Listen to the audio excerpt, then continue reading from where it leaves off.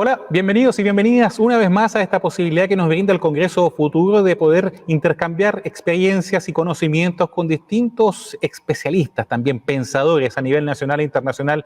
Y hoy vamos a viajar a España, porque ahí cerca de Valencia está nuestro siguiente invitado, que es doctor en filosofía, autor, académico, tiene múltiples títulos y también vamos a estar andando, esperamos, en una de sus últimas publicaciones, al menos de las más comentadas y que tuvimos la oportunidad por ahí también de echarle un ojo. Hablamos del profesor Francisco Martorell Campos. Profesor, lo saludamos desde Santiago de Chile. Hola, hola a todos. Encantado de estar aquí. Déjenme contarles algo respecto al doctor en filosofía, premio extraordinario, el doctorado de la Universidad de Valencia, ha sido investigador, catedrático, además forma parte del grupo de investigadores donde ha publicado, ha hecho varias publicaciones, libros, más de 30 artículos sobre distintos temas y hoy me interesaba, yo les decía, también ahondar en Contra la Distopía, uno de sus trabajos más comentados recientemente. Profesor, el auge de las distopías, de estos futuros inhabitables, quizás disfrazados de fascinantes, pudiera ser una consecuencia, pienso yo, ¿no?, de cierto pesimismo crónico del ser humano actual derivado o como muestra, por ejemplo, del afán de control de los estados, quizás, de los medios por generar adeptos en torno a tragedias. ¿Se puede ver como una consecuencia de ello o me estoy yendo en otra línea? No, en parte es obvio que el auge de la distopía responde a un clima pesimista en el mundo contemporáneo muy intenso y responde también a una serie de circunstancias sociales, culturales, poco reconfortantes que han caracterizado el siglo XXI, porque hay que decir que el auge de la distopía no es un fenómeno contemporáneo, sino que ya viene desde principios del siglo XX, la Primera Guerra Mundial, la Segunda Guerra Mundial, los totalitarismos, la Guerra del Vietnam, el crack de 1929, fueron eventos que dinamitaron poco a poco la esperanza colectiva en el futuro y la fe en el progreso, esa fe en el progreso que heredamos de la Ilustración. Pero es verdad que a lo largo del siglo XXI la distopía ha adquirido una resonancia inédita, una resonancia sin parangón, sin precedentes en la historia. Las novelas y las series distópicas, las películas triunfan como nunca lo han hecho y maniobran en un escenario nuevo también. Por primera vez en la historia, el éxito de la distopía tiene lugar en un contexto donde no hay alternativas al sistema político dominante. En ese sentido, es cierto, la distopía puede verse como un reflejo de la crisis económica del 2008, del pesimismo que se ha extendido en la sociedad y en ese sentido es un género que se alimenta del miedo, que es el sentimiento que define el mundo contemporáneo, el miedo, se alimenta de ese miedo y al mismo tiempo lo potencia. Pero la raíz, desde mi punto de vista, la raíz del predominio de la distopía, y ya termino, es esa incapacidad para imaginar futuros más justos, futuros políticamente más justos y mejores que el mundo actual. En esa incapacidad, la distopía crece como nunca, porque la distopía nos permite criticar el presente, nos permite subrayar lo que no funciona, acentuar las amenazas que nos rodean, pero no ofrece ninguna propuesta para solucionar esos males o para superarlos.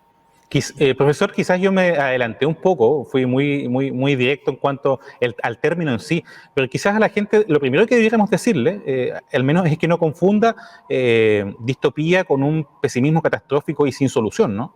Porque se tienden a confundir y con eso, usted lo decía también, se anula el término en cuanto a lo que es el concepto en sí. Bueno, la distopía es catastrofista grosso modo y se alimenta del miedo y su modus operandi es la advertencia. Su voluntad es asustar al espectador para que tome cartas en el asunto y evite que se cumpla el deseo, el futuro que hemos visto en la película o que hemos leído en el libro. Esa es la Claro, intención de la pero distopía. no es absoluto, a eso voy, ¿no? No, de hecho hay distopías que contienen también trazos de esperanza. Sobre todo desde los años 90 del siglo XX hasta ahora, se les llama distopías críticas y son relatos sobre futuros peores que la actualidad, pero donde existen colectivos de oposición, existen rebeldes que resisten al totalitarismo de turno y que abren una puerta a que el cambio sea posible. No todo es pesimismo en la distopía, sobre todo en la distopía más reciente, ni todo es optimismo tampoco en la utopía, que sería su contrario. Profesor, cuando el ser se resigna un poco a los procesos previos y asume la distopía como una posibilidad cierta, ¿no? ¿Se está resignando de alguna forma también a la complejidad misma de la vida, de los ciclos? Lo consulto porque las sociedades occidentales vienen arrastrando un empeño, una ansiedad, un afán de instantaneidad, de inmediatez de saber resultados, desenlaces, independientes si estos les son favorables o no. Entonces hay como percibo una resignación, una frustración creciente y asumida también en torno a los procesos. En eso la pandemia también yo creo ayudó poco, aunque hay que separar, como usted decía, los catastrofismos absolutos de los distópicos. Sí, bueno, es verdad. El vínculo entre distopía y resignación es una cuestión compleja porque no cabe duda que a primera vista el visionado o la lectura de distopías no estimula en el espectador precisamente la esperanza en cambiar el mundo a mejor. Tiene que haber una ventanita, ¿no? Claro, el consumo excesivo de distopías puede más bien inducir sensaciones de derrotismo, victimismo, puede potenciar la idea de que estamos condenados y de que no hay nada que hacer. Aunque esta causalidad no es tan simple como yo la acabo de enunciar. Está ahí, desde luego, ese peligro, ese riesgo del visionado de distopías está ahí. Y desde luego la resignación, no hay nada que hacer. Este fatalismo, un fatalismo, porque claro, si todos los futuros que nos representamos a través del cine, a través de las series de televisión, a través de los videojuegos, a través de las novelas de éxito, si en todos los futuros estamos perdidos, si la humanidad está al borde del abismo, esos futuros que consumimos como consumidores no son inocuos, tienen efectos en nuestras expectativas, en nuestras identidades, en nuestros objetivos políticos incluso y en nuestras acciones. El problema no es la distopía en sí misma, que es un género crítico muy interesante, que puede ser de ayuda para la crítica social. El problema es el superávit de distopías, el hecho de que los imaginarios sociales se hayan distopizado y que solo sean capaces de percibir cierto progreso o cierta posibilidad de progreso o mejora en lo que concierne a las tecnologías. Políticamente no. Cuando pensamos el futuro en términos políticos o sociales, la imaginación se vuelve negra, solo contemplamos totalitarismos, catástrofes de todo tipo, y ahí está el problema, insisto. No en la distopía como género literario cinematográfico tal cual, sino en el hecho de que nuestra imaginación y nuestra percepción de la realidad se ha vuelto distópica y solo somos capaces de percibir los aspectos negativos de la realidad. Lógicamente, la realidad es un todo complejo. Y claro que hay aspectos negativos, hay aspectos terribles, hay amenazas terribles, pero eso es una parte de la realidad, la única que vemos a causa del influjo de la distopía.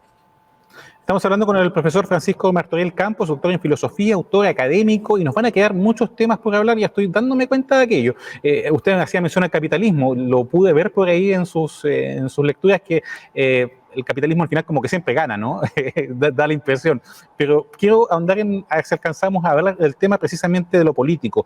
El no hacer nada también está imponiéndose a propósito de aquello. Y no quiero citar a otros pensadores que han hablado derechamente de la cultura del cansancio, pero en el espectro político la gente ve cada vez más lejos, atreverse a cambios y al final está optando por lo seguro.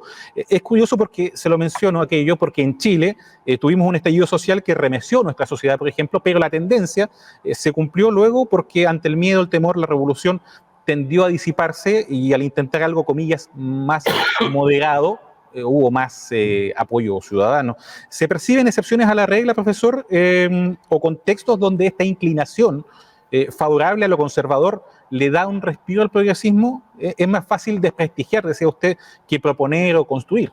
Y algo que acá, de hecho, pasó recientemente, creo. Sí. Bueno, esa actitud que comentabas, de derrotismo en el ámbito político, de mejor no hacer nada o no hay nada que hacer, es una consecuencia precisamente de lo que comentaba hace unos momentos, ¿no? De la distopización de nuestra percepción de la realidad y de nuestra imaginación. El efecto directo es la pérdida de fe en la capacidad de la transformación política, en la capacidad de la ciudadanía para transformar a mejor el mundo. La distopía acrecienta la sensación de impotencia y de insignificancia. El estallido social que comentabas en Chile, bueno, tuvo bastantes parecidos con el que tuvo lugar también en España. Y efectivamente son como terremotos utópicos de muy breve duración. Su presencia es fugaz. Durante unas semanas absorben todo el protagonismo. Durante unas semanas observas que la posibilidad de un mundo mejor se está anunciando ahí, pero cuando nos damos cuenta, esos movimientos lamentablemente se disipan, se evaporan y todo queda en el olvido, como una especie de anécdota o como una especie de acontecimiento curioso. Bueno, es lo que sucede cuando la acción política carece de una alternativa clara y de una alternativa ilusionante. Pero no es culpa, la ausencia de esta alternativa al capitalismo no se debe a un defecto de estos movimientos, sino que se debe a un fenómeno de carácter estructural que nos afecta absolutamente a todos. La incapacidad de imaginar alternativas, nuevas alternativas democráticas, pluralistas, abiertas al capitalismo, es un fenómeno relacionado con la globalización del capital. El capitalismo está en todas partes, el capitalismo lo condiciona todo e inclusive condiciona nuestra imaginación. Profesor, muy cortito, perdón, la alusión que esto también que usted menciona es terreno fértil para la perduración de los extremismos, porque por ejemplo en Chile este año va a ser muy importante, ya se habla de aquello incluso fuera de acá, a propósito de los 50 años del golpe militar que hubo en Chile. Han pasado 50 años de distintas generaciones, pero los extremismos como que reverdecen, ¿no?, en este terreno fértil. En el evento que señalas hay dos aspectos de interés. El primero es esta pulsión que nos caracteriza de homenajear o de realizar conmemoraciones de absolutamente todo. Como no somos capaces de tener una alternativa de futuro ilusionante, como el futuro políticamente está cancelado y cuando osamos mirar a él solo vemos catástrofes, solo nos queda una opción, que es la de mirar al pasado.